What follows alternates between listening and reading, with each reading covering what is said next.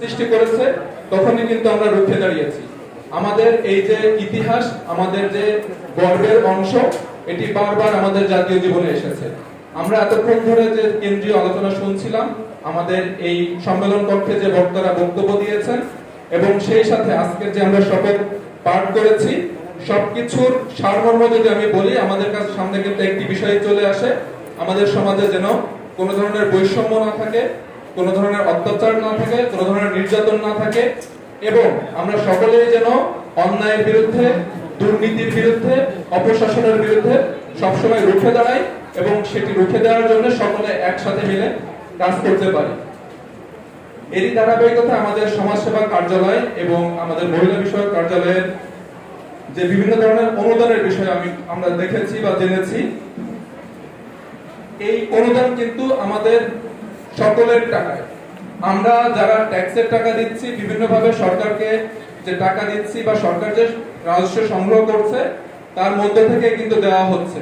কিভাবে দেওয়া হচ্ছে? একটি কল্যাণমূলক রাষ্ট্র গঠনের জন্য, একটি ওয়েলফেয়ার স্টেটের জন্য, যেখানে যারা অবহেলিত মানুষ আছে, পিছিয়ে পড়া মানুষ আছে, তারা যেন একটু হলেও সমাজের সামনের দিকে এগোতে পারে এবং তারা এই বিভিন্ন ধরনের যে ভাতা আছে বা সরকারের যে অনুদান আছে, সেগুলোর সাহায্য নিয়ে তারা যেন সামনে এগিয়ে আসতে পারে এবং তাদের যে অভাব অনটন আছে সেটা থেকে বের হয়ে এসে সমাজের সামনের দিকে এগিয়ে আসতে পারে।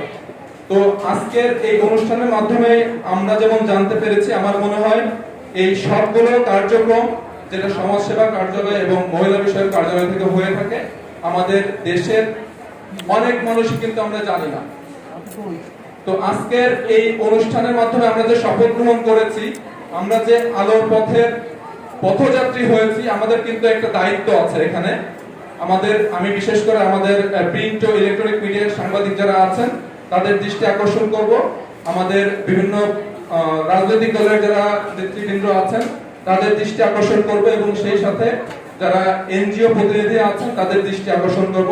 আপনারা এখানে নিজেদেরকে নেতৃত্বের একটি আসনে আসীন করতে পারেন।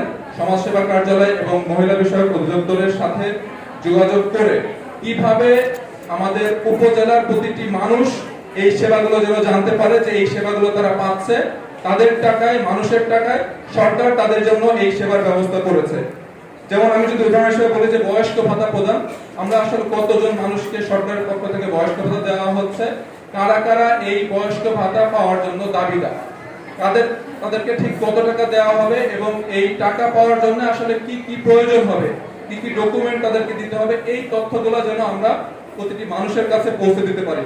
ঠিক একই রকম আমাদের বিধবা ভাতা প্রদান, শিশু উন্নয়ন পরিচালনা কেন্দ্র, শহর উন্নয়ন কার্যক্রম সহ যত ধরনের কার্যক্রম আছে সবগুলোর বিষয়ের তথ্য আমরা চাই আমাদের গাংনী উপজেলার প্রত্যেকটি মানুষ যেন জানতে পারে এবং তারা যেন অন্য কোনো ধরনের হয়রানি ছাড়া, কোনো ধরনের অবৈধ লেনদেন ছাড়া প্রতিটা মানুষ যেন তার নিজ নিজ সেবাগুলো পেতে পারে, সেজন্য আমরা কাজ করতে পারি। এবং সেই সাথে আমি আজকের এই অনুষ্ঠানে যারা উপস্থিত আছেন সকলের মাধ্যমে আমরা একসাথে আমাদের অবস্থান পুনর্ব্যক্ত করতে চাই। আমরা সকল অন্যায়ের বিরুদ্ধে, আমরা সকল অপশক্তির বিরুদ্ধে এবং আমরা সকল দুঃশাসনের বিরুদ্ধে। আমি সকলের সুস্বাস্থ্য দীর্ঘায়ু কামনা করছি এবং সেই সাথে আগামী দিনগুলোতে আমরা যেন গাংনী উপজেলায় এই সেবাগুলোকে মানুষের দৌড়ে পৌঁছে দিতে পারি এবং আমাদের যে কার্যক্রম আছে বিশেষ করে সমাজ সেবা কার্যালয় এবং মহিলা বিষয়ক অধিদপ্তরের, সেগুলোকে আরো বেগবান করতে পারি, সেই আশাবাদ ব্যক্ত করে আমার বক্তব্য শেষ করছি। ধন্যবাদ সবাইকে। আসসালামু আলাইকুম।